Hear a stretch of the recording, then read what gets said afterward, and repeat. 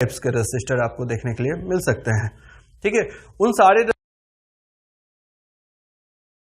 Resistor को दो part में क्लासिफाई किया गया है, यानी कि आप बोल सकते हो कि दो टाइप्स के रेसिस्टर होते हैं। ठीक है, कौन कौन से टाइप्स होते हैं? तो पहला पॉइंट यहां पे हमने लिखा है, resistor are classified in two types. सारे रेसिस्टर को दो टाइप से क्लासिफाई किया गया है। क्लासिफाई करने का मतलब है कि उनका वर्गीकरण किया गया है। ठीक है, कौन कौन सा टाइप्स होता है? तो फिक्स रेसिस्टर पहला टाइप्स होगा और दूसरा टाइप्स होगा वेरिएबल रेसिस्टर, और वेरिएबल रेसिस्टर को हम लोग एडजस्टेबल रेसिस्टर भी बोलते हैं। ठीक है, अब इनका जैसा नाम है वैसे ही इनका काम भी है। रेसिस्टर का जिस तरह का नाम यूज किया गया है उसी तरह का इनका काम भी है। जैसे फिक्स रेसिस्टर है, तो फिक्स रेसिस्टर का नाम फिक्स रेसिस्टर इसलिए क्योंकि इसका रेसिस्टेंस वैल्यू फिक्स होता है। सुनाई दिया? फिक्स रेसिस्टर का नाम फिक्स रेसिस्टर इसलिए है क्योंकि इसका जो रेसिस्टेंस वैल्यू है वो क्या होता है? फिक्स होता है। ठीक है, कांस्टेंट होता है, वो चेंज नहीं होता है। ठीक है, इसलिए इसका नाम फिक्स रेसिस्टर है। और इसका जब हम लोग पढ़ेंगे तो डिटेल में स्टडी करेंगे, थोड़ा सा बस इंट्रोडक्शन के लिए बता देते हैं। अगला जो टाइप्स होता है वो होता है वेरिएबल रेसिस्टर या एडजस्टेबल रेसिस्टर। एक ही चीज है, वेरिएबल और एडजस्टेबल। ऐसा नहीं सोचिएगा कि ये दो अलग अलग हैं। और का मतलब जानते हो आप लोग, या होता है। वेरिएबल का मतलब क्या होता है? जो कि फिक्स नहीं हो, जिसका वैल्यू जो है ना वो चेंज होता रहता, बदलता रहता हो। वेरिएबल मतलब जो बदलने वाला हो। तो इसका नाम वेरिएबल रेसिस्टर इसलिए है क्योंकि इसका रेसिस्टेंस जो है ना वो फिक्स नहीं होता, उसको वैरी किया जा सकता है, उसको बदला जा सकता है। ठीक है, उसमें स्विच लगा रहता है। आगे हम बताएंगे आप लोग को जब डिटेल्स में पढ़ाएंगे तो। और उस स्विच के वैल्यू को अलग अलग जगह पे पोजीशन पे अलग अलग पोजीशन पे सेट करके एक ही रेसिस्टर से डिफरेंट वैल्यू के रेसिस्टेंस को ऑब्टेन किया जा सकता है। जबकि फिक्स रेसिस्टर जो कंपनी बना के जितना रेसिस्टेंस का भेजा है उतना ही रेसिस्टेंस वो लाइफ लॉन्ग प्रोवाइड करते रहेगा, उसके रेसिस्टेंस को चेंज नहीं किया जा सकता। लेकिन वेरिएबल रेसिस्टर का कंस्ट्रक्शन इस तरीके से रहता है, इस प्रकार से उसको बनाया गया है कि एक ही रेसिस्टर है। ठीक है, उससे अलग अलग वैल्यू का रेसिस्टेंस ऑब्टेन किया जा सकता है। जैसे ये फिक्स रेसिस्टर है, अगर ये 10 ओम का होगा तो 10 ही ओम का रेसिस्टेंस हमेशा सर्किट में प्रोवाइड करेगा। लेकिन वेरिएबल रेसिस्टर जो होता है, इसका जो रेसिस्टेंस होता है उसका एक रेंज होता है। जैसे मान लो 10 ओम से लेके 100 ओम तक का ये वेरिएबल रेसिस्टर होगा। यानी कि एक ही रेसिस्टर है, वो 10 ओम का भी वैल्यू का रेसिस्टेंस चाहिए होगा तो दे देगा, 15 ओम का चाहिए तो 15 ओम का भी दे देगा, 50 ओम का चाहिए 50 ओम, 60 ओम, 70 ओम, जितना भी, कितना से लेके कितना तक, 10 से लेके 100 ओम तक का रेसिस्टेंस वैल्यू चाहिए, वो भी एक ही रेसिस्टर से, तो हम लोग को ये प्रोवाइड कर देगा। आगे हम लोग पढ़ेंगे डिटेल्स में तो वहां पे मैं बताऊंगा कि किस तरीके से ये एक ही resistor different resistance value provide करता है। ठीक है, तो चलो जब पढ़ेंगे तो देखा जाएगा उसको। चलिए आज हम लोग सबसे पहले पढ़ेंगे फिक्स रेसिस्टर के बारे में, यानी कि रेसिस्टर का पहला टाइप्स जिसका नाम है फिक्स रेसिस्टर। और अभी जस्ट हम लोग बात किए हैं कि फिक्स रेसिस्टर वो रेसिस्टर होता है जिसका रेसिस्टेंस वैल्यू कांस्टेंट होता है, फिक्स होता है, निश्चित होता है, जिसको चेंज नहीं किया जा सकता है। ठीक है, एक बार कंपनी से, जो भी मैन्युफैक्चरिंग कंपनी है जो रेसिस्टर को बनाती है, जितना ओम का रेसिस्टेंस वाला रेसिस्टर बना के भेजा उतना ही ओम का रेसिस्टेंस वो रेसिस्टर लाइफ लॉन्ग प्रोवाइड करते रहेगा। क्लियर है? तो ये एक बात क्लियर हो गया कि जो फिक्स रेसिस्टर होता है उसका रेसिस्टेंस वैल्यू क्या होता है? फिक्स होता है या कांस्टेंट होता है। पहला पॉइंट हमने लिखा है, फिक्स रेसिस्टर हैव फिक्स और constant resistance value. Fix resistor have fix और कांस्टेंट रेसिस्टेंस वैल्यू। और मैं पिछले वीडियो लेक्चर में बता चुका हूं कि रेसिस्टेंस क्या होता है। ठीक है, तो हम लोगों ने बात किया था कि रेसिस्टेंस रेसिस्टर का वो प्रॉपर्टी है जिस प्रॉपर्टी से या जिस गुण से वो करंट के फ्लो को अपोज करता है। Resistance is the property of resistor by which it opposes the flow of electric current. ठीक है, तो ये ऑलरेडी हम लोग जानते हैं। तो इसका जो रेसिस्टेंस होता है ना वो फिक्स होता है, मतलब फिक्स वैल्यू से वो हमेशा करंट को क्या करते रहेगा? अपोज करते रहेगा, उसको चेंज नहीं किया जा सकता है। तो आई होप कि आप लोग को ये याद भी रहना चाहिए। ठीक है, कि फिक्स रेसिस्टर क्या होता है। एक लाइन में याद रखो कि फिक्स रेसिस्टर वो रेसिस्टर है जिसका रेसिस्टेंस वैल्यू फिक्स हो, उसको चेंज नहीं किया जा सकता है। ठीक है, अगला point, the fix resistor is the most common resistor. ठीक है, कॉमन का मतलब होता है सामान्य, ये बहुत ही सामान्य रेसिस्टर है। ठीक है, स्पेशल नहीं है। जबकि आपको हम वेरिएबल रेसिस्टर जब पढ़ाएंगे तो बताएंगे कि वेरिएबल रेसिस्टर एक स्पेशल रेसिस्टर है। ठीक है। अब एक वर्ड जो मिला हम लोगों को कॉमन और दूसरा वर्ड मिला स्पेशल, उसका भी वैल्यू या महत्व समझ में आना चाहिए आप लोगों को कि कॉमन क्या होता है, कॉमन वर्ड किसके लिए यूज किया जाता है। जैसे हम लोग एक सामान्य आदमी है तो हम लोग के लिए बोला जाता है कि हम लोग एक कॉमन पीपल हैं या कॉमन मैन है, सामान्य आदमी है, ठीक है। हम लोग कोई बड़ा स्टार नहीं है, हम लोग कोई सेलिब्रिटी नहीं है, हम लोग को कोई भी कहीं भी बुलाएगा तो हम लोग फ्री ऑफ कॉस्ट चले जाएंगे, वी आर नॉट सेलिब्रिटी, ठीक है। लेकिन अगर सोचो कि अगर शाहरुख खान की बात की जाए या अक्षय कुमार की बात की जाए, उसको कोई ऐसे ही बुलाएगा कहीं पे तो वो क्या चला जाएगा क्या? अगर जाएगा भी तो बहुत पैसा लेगा, करोड़ों रुपया एक फंक्शन करने का लेते हैं वो लोग, सुने होंगे। तो they are a special person, they are a special man, but we are a common man, ठीक है। हम लोग एक सामान्य आदमी है। वैसे ही यहाँ पे भी है, ये जो रजिस्टर जो है ना, ये कॉमन रजिस्टर है। इसको कॉमन इसलिए बोला गया कि हर सर्किट में, हर डिवाइस में ये यूज होता है। लेकिन जो वेरिएबल रजिस्टर होता है उसका स्पेशल यूज है, ठीक है। उसका स्पेशल यूज है, वो कहीं कहीं ही देखने के लिए मिलता है, लेबोरेटरी वगैरह में ज़्यादा वेरिएबल रजिस्टर को यूज किया जाता है। लेकिन किसी सर्किट बोर्ड पे कहोगे तो वेरिएबल रजिस्टर बहुत कम देखने के लिए मिलेगा, ठीक है। तो वो स्पेशल रजिस्टर है, उसका बहुत सारा कारण भी है, ठीक है। वैसा एप्लीकेशन का जरूरत भी नहीं होता है, इलेक्ट्रॉनिक्स डिवाइस में कॉमन रजिस्टर का ही जरूरत होता है। इसलिए ये कॉमन होने के कारण ये बहुत ज़्यादा संख्या में होता है, बहुत ज़्यादा यूज होता है, सॉरी संख्या नहीं बोल सकते हम, बहुत ज़्यादा यूज होता है। तो आपको याद रखना है कि जो फिक्स रजिस्टर है वो एक कॉमन रजिस्टर है। जैसे हम लोग एक कॉमन पर्सन है, कॉमन मैन है, वैसा ही आपका फिक्स रजिस्टर भी एक कॉमन रजिस्टर है। हर इलेक्ट्रॉनिक डिवाइस, हर इलेक्ट्रिकल डिवाइस में ये दिख जाएगा, ठीक है। और ये फिक्स रजिस्टर अभी हम लोग दिखाएंगे भी, आप लोग देखोगे कि कैसा दिखता है, ठीक है, थोड़ी देर में। The circuit symbol of fix register is, ये जो सर्किट सिंबल यहाँ पे यूज किया गया ये फिक्स रजिस्टर का। और पिछले वीडियो लेक्चर में भी रजिस्टर जब मैं एक्सप्लेन कर रहा था तो वहाँ पे सर्किट सिंबल भी मैं बताया था, तो यही वाला सर्किट सिंबल यूज किया था। जो वेरिएबल सर्किट होता है, सॉरी जो वेरिएबल रजिस्टर होता है उसका सर्किट सिंबल ऐसा होता है, ठीक है। बट उसको अभी यहाँ पे बनाने का जरूरत नहीं है। देखो ये बेसिक कंस्ट्रक्शन इसका ऐसा ही होता है या फिर ऐसा होगा इसी की तरह, बट इसमें एरो हेड ऐसे कट किया रहता है जो कि बताता है कि ये भैया रजिस्टर तो है, बट ये एरो हेड बताता है कि ये स्पेशल रजिस्टर है, ठीक है। तो जो फिक्स रजिस्टर होता है इसमें कोई एरो नहीं लगाना, सिर्फ इसमें जिग जैग ऐसे बना लेना या एक ब्लॉक से बना सकते हो। आ रहा है बात समझ में? चलिए, तो इसके सर्किट सिंबल को याद रखना। अब ये भी हम सब बोल सकते थे कि सर पिछले वीडियो लेक्चर में जब आप रजिस्टर को एक्सप्लेन कर रहे थे तो वेरिएबल रजिस्टर के बारे में तो आपने नहीं बोला। देखो भाई, वेरिएबल रजिस्टर स्पेशल रजिस्टर है, कहीं पे भी बोलचाल के भाषा में या नॉर्मली कहीं पे सर्किट सिंबल भी कोई एक्सप्लेन करता है तो हम लोग जनरली फिक्स रजिस्टर के बारे में ही बात करते हैं, क्योंकि ये कॉमन है, ठीक है, बहुत ही कॉमन है। तो इसलिए इसका हम लोग वहां पे डिस्कशन किए थे, ठीक है। अभी तो सब्जेक्ट जैसे जैसे पढ़ते जाओगे डीपली तो हर चीज बहुत अच्छे से आपको देखने के लिए मिलते जाता है, तो थोड़ा सा होता है अपना, ठीक है। चलो आगे बढ़ते हैं। अगला पॉइंट क्या लिखे? The fix register further classified as, जो फिक्स रजिस्टर होता है उसको आगे चल के और तरीके से क्लासिफाई किया गया है। मतलब हम लोग अभी पढ़े कि रजिस्टर के दो टाइप्स हो गए, और कौन कौन से टाइप्स हो गए? फिक्स रजिस्टर और वेरिएबल रजिस्टर। अब पता चला क्या कि फिक्स रजिस्टर के भी बहुत सारे टाइप्स होते हैं। इसके 3 टाइप्स होते हैं, ठीक है। पहला होता है कार्बन कंपोजिशन, दूसरा वायर वुंड और तीसरा कार्बन फिल्म या मेटल फिल्म होता है। देखो यहाँ पे हमने लिखा है the fix register further classified as carbon composition register, यानी कि फिक्स रजिस्टर का एक टाइप हो गया कार्बन कंपोजिशन, और दूसरा टाइप्स हो गया, देखोगे यहाँ पे वायर वुंड लिखे हैं, वायर वुंड, ठीक है। और तीसरा होता है मेटल फिल्म या कार्बन फिल्म, मेटल फिल्म और कार्बन फिल्म। अब हम लोग ये जो फिक्स रजिस्टर का 3 टाइप्स होता है उस पर डिस्कस करने वाले हैं और तीनों टाइप्स को डिटेल्स में पढ़ने वाले हैं, ठीक है। अब देखो फिक्स रजिस्टर का जो भी यहाँ पे मतलब फिक्स रजिस्टर का जो भी टाइप्स है, इसका जो कैटेगराइजेशन है या इसका जो टाइप्स डिसाइड किया गया है, इसमें यूज होने वाले मटेरियल के बेसिस पे डिसाइड किया गया है।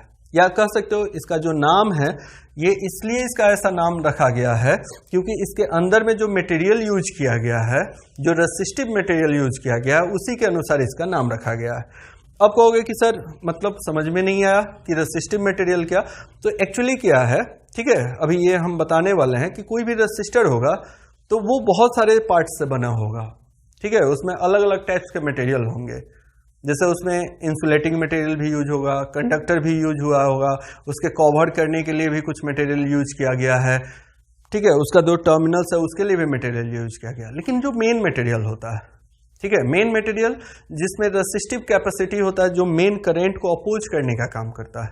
रेसिस्टर का मेन काम क्या है? करंट के फ्लो को अपोज करना।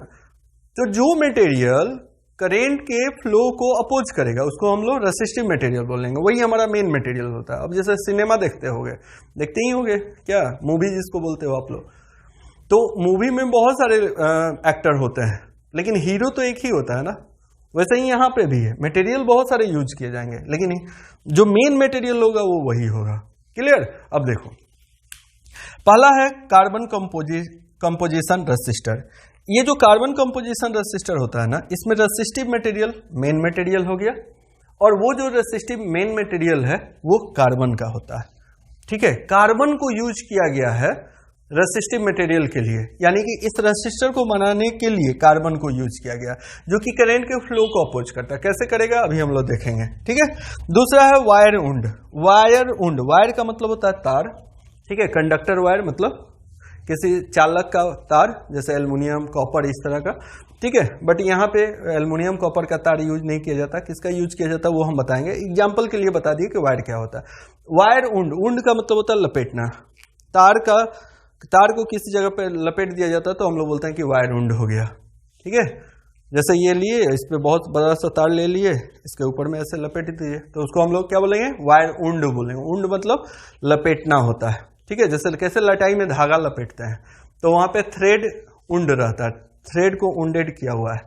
तो देखो, जो वायर उंड रेसिस्टर होता है ना, इसके कंस्ट्रक्शन में वायर को यूज किया जाता है, तार को यूज किया जाता है, और उसको एक सेरामिक के ऊपर में ऐसे लपेट के बनाया जाता है, ठीक है। यानी कि इसका इंटरनल पार्ट जो इसका हम पढ़ाएंगे तो उसमें बताएंगे कि ये वायर से बना हुआ है और सेरामिक के ऊपर यानी कि इंसुलेटिंग मटेरियल के ऊपर में इसको लपेट के बनाया गया है, ठीक है। तो मेन कंस्ट्रक्शन पार्ट में जो इसका बनावट होता है उसी के अनुसार इसका नाम है। और अगला जो है मेटल फिल्म रेसिस्टर और कार्बन फिल्म रेसिस्टर।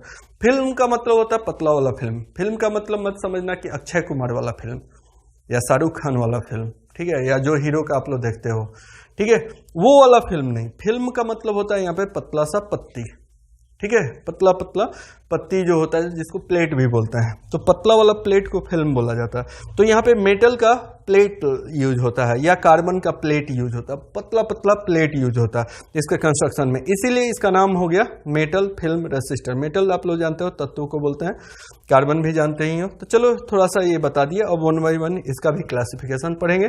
पहला स्टार्ट करते हैं कार्बन कंपोजिशन रेसिस्टर। तो अभी जैसा हमने बताया कि इसमें जो मटेरियल यूज किया जाता है, रेसिस्टिव मटेरियल जो यूज किया जाता है, उसी के अनुसार इसका नाम दिया गया।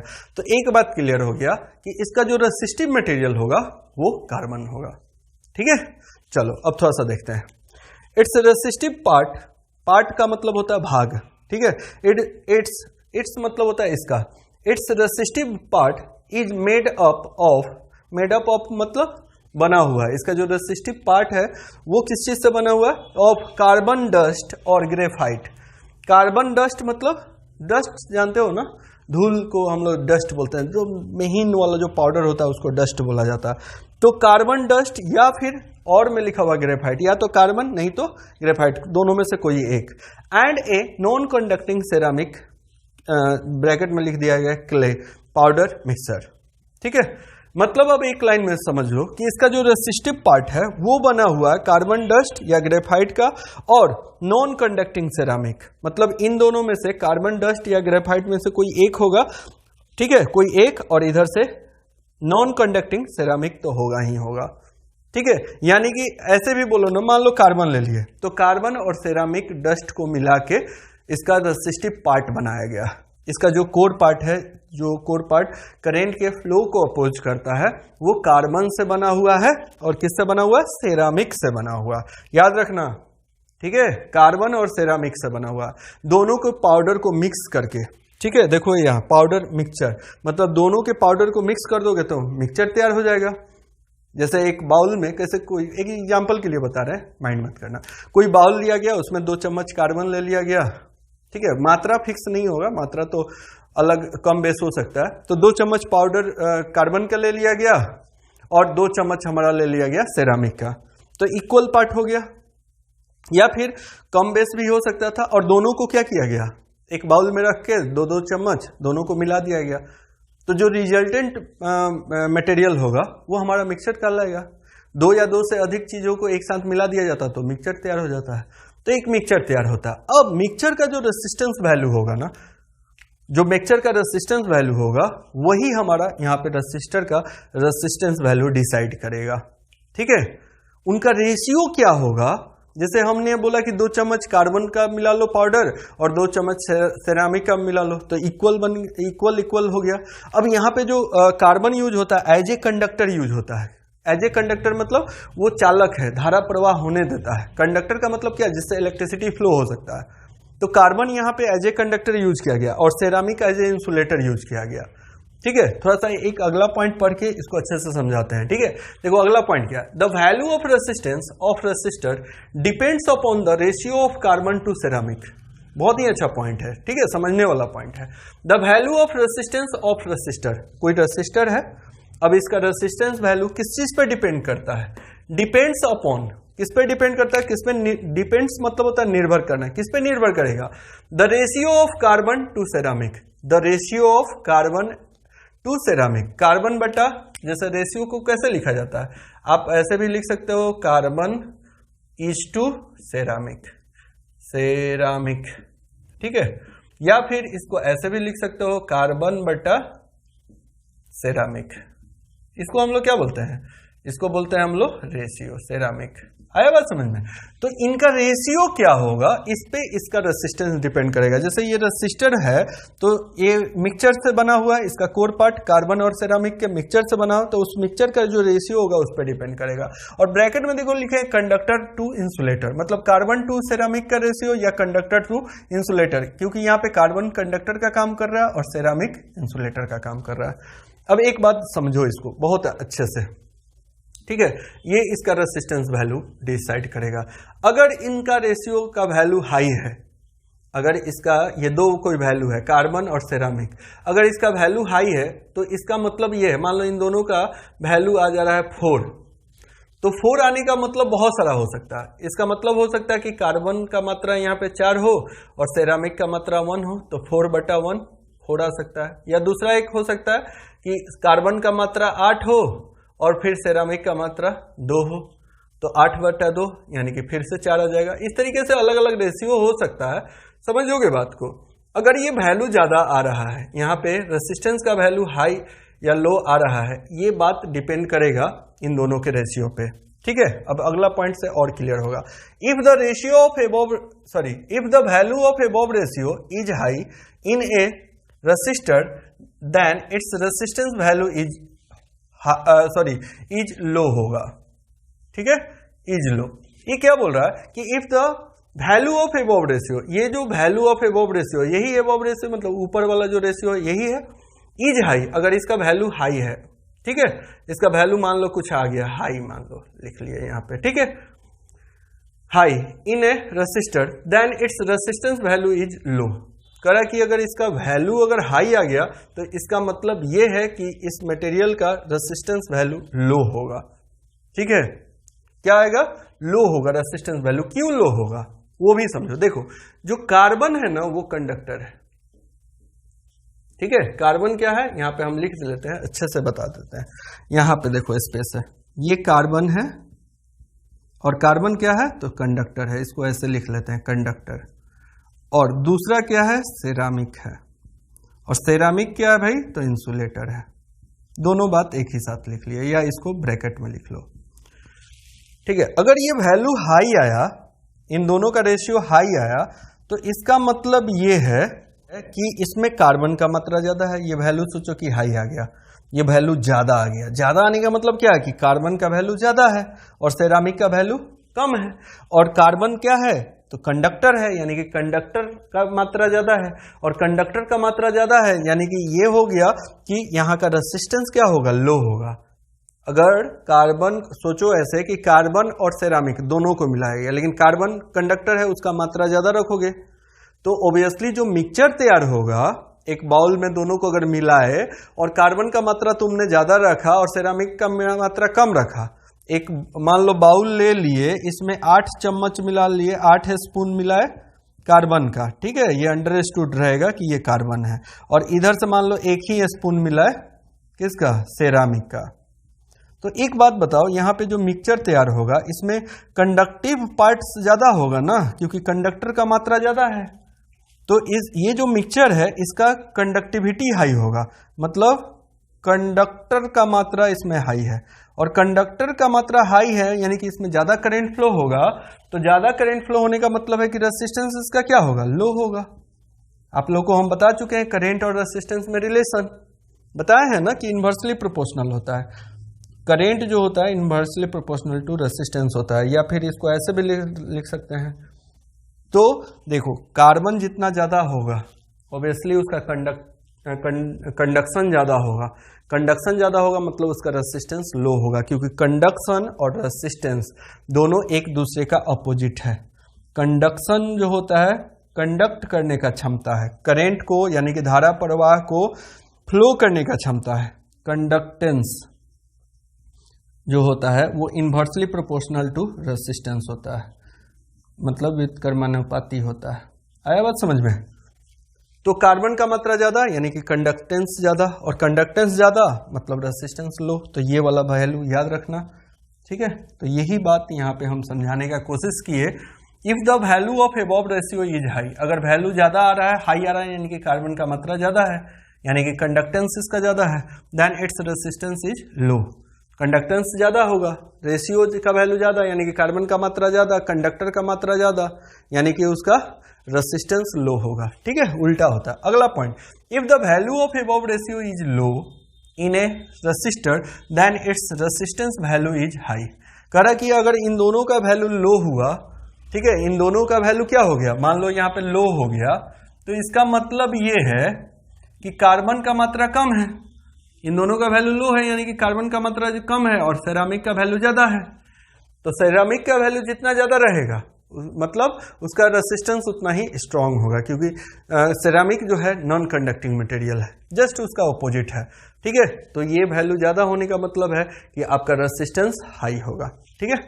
If the value of above ratio is low in a resistor then its resistance value is high. अगर ये वैल्यू लो आ रहा है इसका मतलब सेरामिक का मात्रा ज्यादा है, तभी ना ये उल्टा है ना, ये वैल्यू डिवीजन वाला वैल्यू जितना बड़ा होता है उतना ही ये छोटा वैल्यू आता है, ठीक है। जैसे मान लो 3/2 लिखे और एक लिखे 3/5, किसका वैल्यू कम होगा, ऑब्वियसली 3/5 का, क्योंकि इसका डिनोमिनेटर जो है ये बड़ा है, तो जिसका डिनोमिनेटर बड़ा होगा ऑब्वियसली तो यहाँ पे वैल्यू छोटा आएगा। यहाँ पे वैल्यू छोटा आ रहा है, इसका मतलब है कि डिनोमिनेटर इसका बड़ा है, और डिनोमिनेटर में है सेरामिक, यानी कि सेरामिक का मात्रा ज्यादा होगा, और सेरामिक हमारा इंसुलेटर है, नॉन कंडक्टर है, करंट को कैरी नहीं करने देता है, यानी कि रेजिस्टेंस का वैल्यू हाई होगा। चलिए अगला point, the mixture is moulded into cylindrical shape with metal wire, ठीक है। ये जो पूरा का पूरा इसका मिक्सचर है, किसका, कार्बन का और सेरामिक का, इसको मोल्डेड किया होता है। मोल्डेड मतलब होता है ढालना, किस फॉर्म में ढाला हुआ है, तो सिलिंड्रिकल फॉर्म में है, ठीक है, ऐसा ही दिखता है, ठीक है। अब देखो, अभी आपको ओरिजिनल एक पिक्चर आ रहा होगा, एक्चुअल जो दिखता है बाहर से, ठीक है, वो जो रेसिस्टर बाहर से दिखता है, फिक्स रेसिस्टर हमारा, फिक्स में भी कौन सा, कार्बन कंपोजिशन रेसिस्टर, वो ऐसा दिखता है। लेकिन अगर उसका जो कोर पार्ट होता है, अंदर का पार्ट जो होता है, बाहर से तो दिखने में यार चिकना सा ऐसा दिखाई दिया, उस पर कलर कोडिंग किया हुआ, 2 टर्मिनल निकला हुआ, बात खत्म। लेकिन अंदर में मटेरियल क्या यूज किया गया, बाहर जो मटेरियल दिखाई दे रहा है वो उसका रेसिस्टिव मटेरियल, मेन मटेरियल नहीं है, वो कार्बन और सेरामिक का मिक्सचर नहीं है जो बाहर से दिखाई दे रहा है। उसके अंदर बाहर से तो जो दिखाई दे रहा है वो कवर है, जो कि प्लास्टिक का हो सकता है या कोई इंसुलेटर का हो सकता है। मेन मटेरियल उसका अंदर का है, जो हम लोग कार्बन और सेरामिक का उतना देर से डिस्कशन कर रहे हैं, वो मटेरियल अंदर में यूज किया गया। मतलब ऊपर से उसका कवर अगर हटा दिया जाए किसी चीज से खरोच के या काट के, जैसे कैसे हम लोग आम का छिलका हटा देते हैं तो अंदर गुद्दा मिल जाता है, वैसे ही इसका भी छिलका ऊपर से हटा दिया जाए, ठीक है, ये मजाक वाली बात थी। तो अंदर का पार्ट दिखाई देगा। अंदर में क्या दिखाई देगा, तो देखो यहाँ पे लिखा हुआ कार्बन मिक्सचर, ऐसे दिखाई देगा। ये कार्बन मिक्सचर इसमें भरा हुआ रहता है, और बाहर से ये वाला जो पार्ट है ये इंसुलेशन का है। देखो अभी ओरिजिनली आ रहा होगा, ठीक है, उसी को हम बनाने का कोशिश किया। आपको भी कॉपी पे बनाना होगा, तो या तो ये, नहीं तो इसका कोई एक कॉपी करना है। इस पे ये सब क्या है, कलर कोडिंग है, देख रहे होगा ऊपर में भी। तो कलर कोडिंग, ये सब काट के अंदर वाला ये पार्ट दिखा है, ये मेटल कॉन्टैक्ट होता है, और ये दो यहाँ से कनेक्टिंग लीड से निकला हुआ है, ठीक है।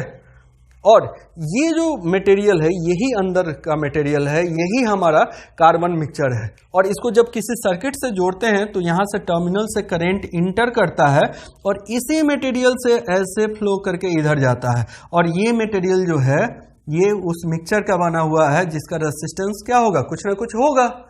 कंडक्टर, कार्बन और सेरामिक, कंडक्टर और इंसुलेटर को मिक्स करके एक तीसरा एलिमेंट्स या तीसरा कोई पदार्थ बनाया गया, तो ऑब्वियसली उसका कुछ ना कुछ रेजिस्टेंस होगा। और रेशियो भी समझ गए, सेरामिक का जितना ज्यादा मात्रा होगा उतना ज्यादा रेजिस्टेंस होगा।